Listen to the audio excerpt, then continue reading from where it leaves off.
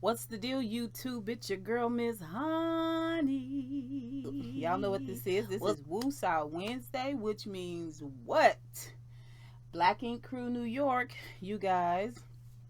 This was a good episode, kind of, sort of. I'm glad things are picking up a little bit. But before we get into this episode, first things first. Go ahead, if you're new to my channel, it's your first time stopping by, your second time stopping by, you're not quite sure, hit that subscribe button down below. Okay, go ahead and give me a thumbs up. All right, and leave a comment. And watch and see, don't your life change for the better? Watch and see now. Okay, I promise. Okay, you guys, this is Woosah Wednesday. Let's get into Black Ink Crew. This is season 5, episode 14. He signs your checks. Okay.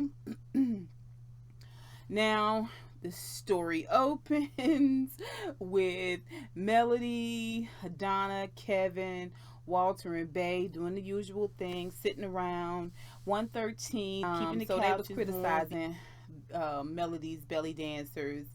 And then Melody puts it all out there. She sees kissing Kit. And of course, there was this whole conversation about what? Sees kissing Kit. Then we see Sky over at C's new apartment. C's decided to move out of his old apartment because Dutch just came in and ran roughshod over it. So he decided to move out of that dusty apartment and move on up a little bit. He's got a beautiful apartment not too far from Sky, and according to Alexander Rogers, the neighborhood they live in is pretty nice. So yeah. She comes over, she brings some walkie-talkies, and they have fun, like, you know, play brothers and sisters do. It's all real cute. And she goes ahead and lets him know on the walkie-talkie that she knows he left with Kit the night before. Now, she doesn't say that she knows he slept with her, but you know, they just playing around on the walkie-talkies in the bedroom, and it's a cute little scene. She comes out, and he, you know, he mistakenly thinks that she knows already that he fucked her, and he says, so what, I fucked her, but it was just one time. Now, first of all, this is an ongoing theme for C's, in that he's talking about, you know, his conquest. Like, that's a sign of maturity, dude. You don't do that. And also, for you ladies out there who don't know, when a dude really care about you, he don't tell nobody that he messed with you like that. He doesn't share it with a bunch of people. He might tell his best friend, maybe, but he's not gonna tell a bunch of random people, not if he respects you. Just saying. Okay. And she kind of loses it. She's like, what the freak, I can't believe that, you know. And of course, she's afraid of what we're all afraid of, is that Kit is gonna turn into another Dutch, right? But I think C's actually love Dutch, and I think it you know, what he's doing right now is just wolfing around. I don't think that the same things are gonna happen with Kit. But anyway, let's move forward. We're back at 113. In walks A1, and Melody starts right in on her. Now, let me say this. I get what everybody is saying about A1 being a fighter, because she fought years ago, and then she fought again when she wasn't working there. She was just there for the party. She jumped on Kit when Kit came out her neck, right? And I get all of that. I get that you don't want somebody there at your shop that's going to be constantly fighting people. I get that. But at the same time, she didn't fight you, Melody, okay? And you don't even know Kit like that, Melody. And you're not even the manager, Melody. And you still have to give people respect, especially when you haven't been disrespected. You have to give people respect. And for you to talk to that girl all sideways and aggressively like that, and didn't think that this chick was going to come for you when she punched Kit in the face 3 times and gave her a couple of body kicks, you're dumb. It's like Sky left Melody in charge of being the asshole of the shop while she was gone. Any chicks come in this shop, Melody, you're supposed to harass her. Understood? And Melody obviously was like, yeah, I get it. And it just gets verbally aggressive. So she's like, you don't have a tattoo today? Do you have a tattoo today? If you don't have a tattoo today, then you need to get out. Teddy's not here. Why are you here? And she's just like, wait, what? I don't understand why you're being aggressive with me. What is the problem? Of course, everybody just always sits around and watches it go down. Like, there's not a reasonable person ever in the room. All right, so she's just like, you don't have a tattoo. This is Melody. You got to get out. Melody stands up, and the girl's like, who gonna check me, boo? Who gonna put me out? Who's gonna do that? You're gonna be the one to put me out. So when Melody gets up, the girl takes her jacket off because you might have to fight this chick. You don't know. And I don't think she should have just punked down and left. I think she should have been like, listen, I'm going to make a couple phone calls. I'm going to try to get a couple clients in here. This is what it is. I make money for the shop. That's what's up. But no, it's just like they go at it. Melody stands up. She stands up. They kind of chest bump a little bit. And Kevin and Walt separate them. And basically Kevin kind of walks A1 out. And Melody, same thing. Melody is pretty proud of herself. You know what I mean? Because she feels like putting A1 out is checking Teddy. At the same time, it's showing everyone in her mind how you run a shop. But I don't like that. I don't like that at all. I don't like the way she came across. I don't care what scenes they cut out. That wasn't cool to me. You don't just get aggressive with somebody. You don't. You don't do that. That's not your place, first of all, because you're not manager. So you can't fire nobody, A. And B, you don't know this chick from a hole in the wall. Like, really? You don't do that. That's not cool. I didn't like that. Anyway, it's DMX's birthday party. And they are all at a club. And Ryan from 9 Mag is there. He's cute. And I normally don't like... my type isn't... light-skinned guys with good hair, but if y'all follow anything that Ryan from 9 Meg does, he's got a good heart. He's a good soul, and to me, that's more attractive than anything. Ryan from 9 Meg is so chill. Like, yes, he can get it. Anyway, he's there. It's cute. He and C's. They the boss dog, so they all in the VIP section. Allison is there, which is Sky's friend, and Kit is there, and she's sitting there with Bay, and they doing the hookah. Of course, she's not too far from C's. Like, she's always just like C's is here, and she's always just like right here, just like right here. Right in this general area right here, just like lurking, just whatever. What do you need? What can I do? What are we talking about? Yeah, same thing in the club. So of course Caesar's on the wolf hunt, right? So he is drinking and getting all sexy, dirty. Girl, what you doing after the club with Allison? And even though Kit has told herself that she's gonna chill, she is feeling some type of way about him being all over Allison. Now, we're going to get into that. In walks DMX. Y'all, I am whoa, whoa, whoa, whoa. What y'all really want? Whoa, whoa, whoa. Oh, I love DMX. But seeing him, I could see that how that alcohol and that them drugs has taken a real big toll on DMX. He's so gifted. He's so talented. He's such a unique spirit. I want the most for DMX. I really, really do. Anyway, so there's that. Then we see back at 113th. Oh, y'all, we back at 113th. And C's is there, and he's talking to Shit and Walt. Okay? It's the three of them. Shit, Walt, C's. And C's is asking Shit about, what do you call it when you have sex in the middle of the day? Of course, Shit knows. That's called an afternoon delight. He's like, yeah, I just had an afternoon delight. Now, we don't know with who. Okay, but once again, C's, you showing how little your dick is, really. Like, your dick. Not your actual dick. We don't know how big that is. But your inner dick, like the thing that makes you confident and strong as a human being, as a man, as a male, do not quit talking about who you fuck. Like, that's, to me, that's, I don't, that's unattractive. I don't mess with dudes that talk too much. That's real bitchy to me, and I don't like that. Like, what go on between me and you is between me and you. Don't do that. Don't do that. Don't do that. Anyway, we don't know who he messed with, but we know it's only a matter of time before he discusses it at some point. Okay, anyway. In walked this chick, and she's just like, hey, is Richard here? Now, Richard's like, who are you? Of course, Richard is used to being served in one capacity or another. Or arrested by bail bondsmen. So he, of course, is frozen. And we find out it's this girl who knows Nikki, and she wants to shed some light on who Nikki is. Apparently, since October of 2015, this girl, and Nikki's ex have been raising this child that Nikki had. And she says that Nikki has a pattern of having children and then abandoning them.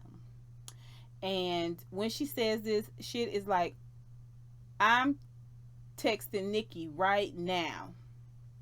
Okay? I don't know what the time span was. I don't know if Nikki was right outside around the corner. I don't know. I don't know if this was all staged. It really didn't seem like it, but it's VH1, it's reality TV, so anything is possible, right? But it seemed like hella fast Nikki got there. All right. The girl is just telling this story. She's saying somebody needs to know. Like, I've been taking care of her child since October 2015. You know, and it's not right. It's not right. You guys, she has all of you guys fooled about who she really is. Soon as Nikki get there, she got this long wet and wavy wig on. She off the rip just lunges for the girl. The girl goes back on the sofa. So she's got the girl down. You know, it's just basically hair pull. All I know is the girl was wearing her own hair. Nikki was wearing a wig. Nikki's wig was off. The security was there. Had them separated. The chick still on the sofa. And I think Walt or maybe security may have had her. And somebody, two dudes, may have had Nikki. I didn't watch the replay. And they just going at it. She's like, she's got a child. She never changed her story. She's got a child. The girl is taking out these pictures, okay? Like, you get this envelope, you get your pictures. When you get your pictures developed at the Wally World, you got this envelope. She's got this envelope, and she is pulling out picture after picture and throwing them like towards C's, like towards the desk, to show him, no, I'm not lying. And she never changed her story. This was nothing like the girl that walked up on C's and Duchess at 125th. This is nothing like this. I believe this girl seemed really, really sincere. I'm prepared to be wrong about that, but she had pictures. Yeah, and she wanted to make sure she got it out there before they tried to squash it. So then, in what has to be 2017's bitchiest move ever, shit go on camera, 2 red Solo cups full of water. And while this girl is being held down, he takes them and dashes them in her face. You don't want me to want more for you. Shit. You don't. That, to me, was singularly one of the most bitchiest moves. And that behavior right there let me know right off the rip that Nikki is guilty of something. Because you spending too much time defending this girl. Nikki, all right, being carted off down the street, and oh shit is walking behind like a little lapdog carrying her wig. What the fuck are we doing here, everybody? What are we doing? Okay, this is the last we hear of this situation for the entire show. We then see Walt and C's looking through the pictures, and C's tells Walt that this is crazy, man. I tried to talk to him about it. I tried to expose it. I dug and dug, and we almost ended our friendship over it. Like, me doing it almost ended our friendship. So I'm not going to get in it anymore. But this is crazy. Like, they looking through them pictures, and Caesar's like, God damn, something is up with this girl. He believes that it's true. And and Walt's like, he never should have married Nikki. He never should have married Nikki. C says what's crazy is Nikki's pregnant. Walt is like, wait, what? Yeah, Nikki's pregnant. Wait, what? Yeah, Nikki's pregnant. He's like, I don't even. What? That is it. That's it. That's all we're going to hear about this situation until next episode, obviously. But it was just a crazy, explosive moment that, like, needs a little bit more explanation, a little bit more conversation. But instead, we go to Melody and Lalo. So let's go to Melody and Lalo. Like, we're not gonna even talk. What? Okay. Melody and Lalo. Melody comes in. Lalo's at his shop. Obviously, he owns his own tattoo shop. When you're looking around the scene, and she says, I forget what the name of the shop is called. The shop is called Acid Monkey, or Bitter Monkey, or Angry Monkey, or Controlling Monkey, or Dominant Monkey. One of them, because he's pissed off. He lost his book bag. He's got a bunch of stuff he's got to do around his shop. He also has a tattoo coming in. And she picks this exact moment when he expresses immediately his frustration, his long, hard day. She says, well, guess what? I am trying to be manager over at 113th. And he's just like, manager of... You can't even manage your own family. Like, he has no support for this decision. He has no love for her as a tattoo, no support for her as a manager. And I don't know that he feels this way. I just know that he was angry and frustrated about what was going on with his day, and he totally took it out on Melody. And she ended up storming out. She did say that the reason why she doesn't work with him at his shop is because he gets really, really angry. And yeah, they can't work together. This is only thing I'm gonna say about this whole situation is, thank God, Melody, all you did was do like a little kitty blood oath. You know what I'm saying? With this cat. Because he doesn't really seem like the kind of individual that you're gonna have a long-term thing with. First of all, y'all can't work together. Y'all can barely live together. And when he is angry, when he is upset, obviously, out of your own mouth, he takes it out on you. And from what we're seeing here on camera. I'm not saying people don't get frustrated. I'm just saying this is not how you talk to somebody that you love and you care about and you just had a baby with.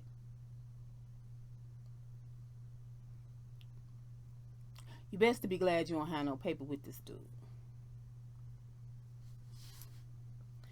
Moving on. Okay, so we see Kitty and C's at lunch. And of course, they seem like they have a little cute little chemistry. Obviously, they enjoying fucking around for right now. It is what it is. Anytime you have like a new little thing and everything is, you know, hard and juicy and fun, and it don't have no obligations, don't have a lot of wear and tear on it yet, not a lot of miles or whatnot, then it's always gonna be, no, you nah, you know, it's gonna be cutie, and y'all, you know, knock one out real quick, and you enjoy it, you have a good time, unless he says otherwise, then that's all it was.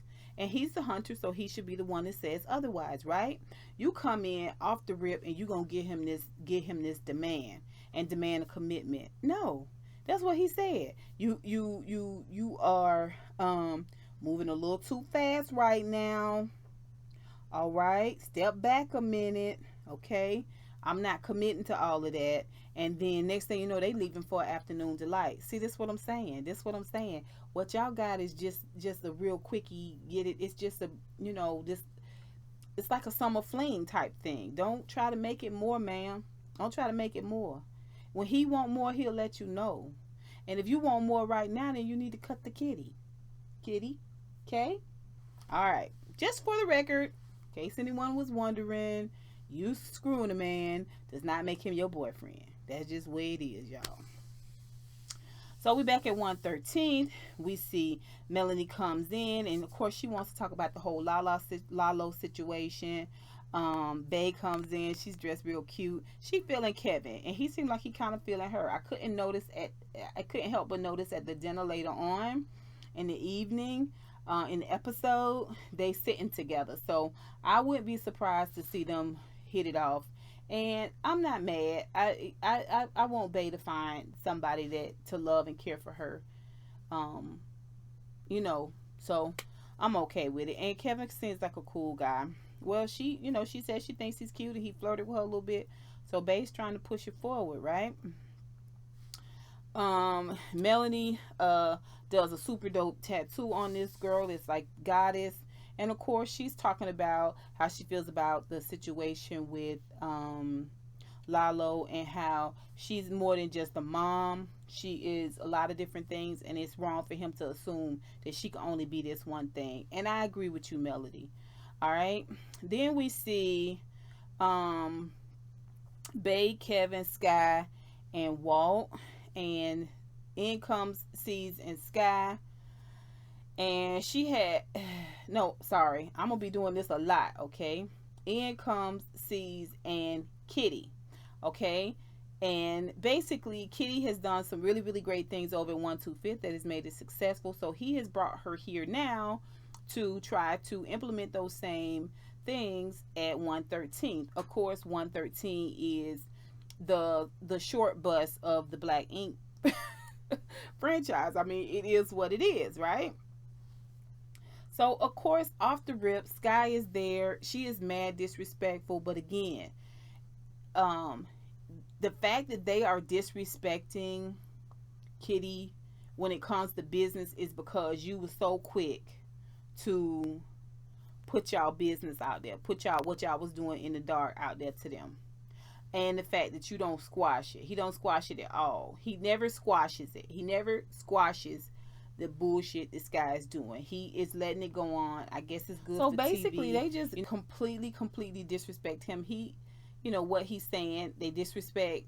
And she's had some really great ideas. We want to have upscale clientele, so we want to offer champagne.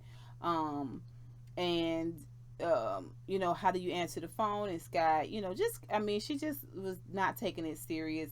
And Kitty was trying to tell her how to answer the phone. And so basically Kitty was like, Sky was like, you signs your checks and you give him sex. So basically that's where we get the title from. He signs your checks, you give him sex. He signs your checks, you give him sex. He signs your checks, you give him sex. Everybody did it. Like they thought it was funny. Like, and so Kitty was like, no, check it. No, cut it out. And squash that. That's not what we doing. And Sky pulls a teddy and walks out. She's just like, fuck this. I'm not talking about it anymore. You don't tell me what to do. Moving on. I know how to answer the phone, and I know how to pour champagne. It was painful. It was painful. It might have been slightly funny to some people. I could see how it was cute, but it was painful. I would get a tattoo done at 113. I'm just going to put it that way. I would not. I might do it at Black Ink Atlanta. I might do it at 125th, but I wouldn't do it at 113. I just don't feel like I could get a quality tattoo from 113. And that's just how I feel. And I love the show. All right. So then we see 113th at dinner, you guys. C's has called them all together to dinner because he wants to have a conversation. Now, obviously, Kitty has gone back and she has talked to him about what transpired. And now he wants to sort of reiterate that they are supposed to show her some respect. Now, everybody's there. Melody, Kitty, Teddy's finally there, first time for the episode. Everybody's there. I don't remember if shit was there or not, but everybody's there. And in walks Sky with Allison. And first, they're all sitting there. In walks Kitty and C's. And obviously, they've just come from C's apartment. Obviously, you could just tell by her body language, like her body language, her eyes, the way she leaning in on him, all of it, the way she talking, all of that looks like she's fucking him. Like he wouldn't have to tell you for you to know. basically. So everybody kind of kids with him about that, which he's cool with. And in while Sky's got Allison with her. And she says off the rip, hey, you all know Allison. Sees, I know you know Allison's because y'all been going out a couple of times.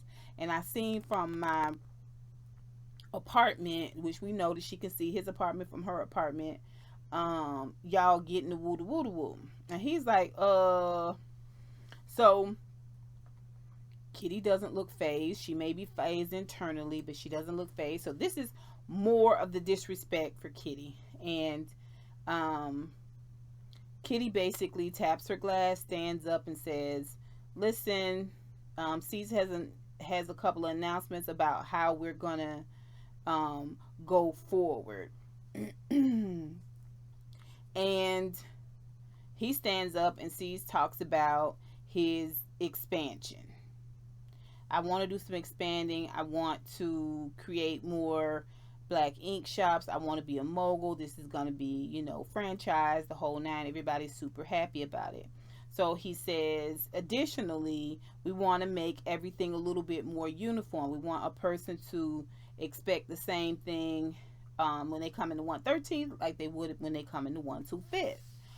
And this means that I want you guys to respect Kitty like you respect me. Doesn't go over well. Does not go over well. First of all, she's sitting there looking very, very self-satisfied, okay? In other words, I told Daddy, and yeah, you guys are getting in trouble. I didn't care for that. I didn't care for that at all. But Sky,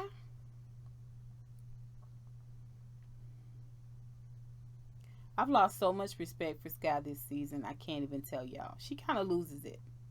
Wait a minute, are you telling me I gotta respect this chick like she you, and you barely even know her? Always be on 10. Nope, she loses it. She decides that she's done. She gets ready to walk off, and when she gets ready to walk off, she takes the tablecloth and she drags the entire table of drinks and food off onto the floor. And she walks off and she says, FUCs, I quit. And that is the end of the episode. Okay? Yeah. So I realized that the whole episode has been shot. The whole season has been shot. And they're probably putting things together. I do realize that they dropped in the middle of this episode what went on with Shit and Nikki. And we're going to pick it up next week. I do understand that. I'm a little torn. I'm a little torn because a part of me feels like maybe this whole situation between C's and Kitty is just for storyline, like they not really messing around, because I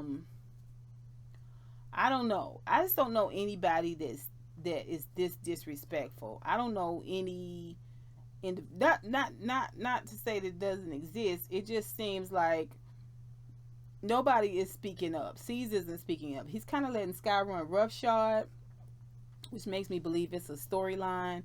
Like before, he was always really, really speaking up for Duchess. So maybe it's saying a lot about how he feels about Kitty.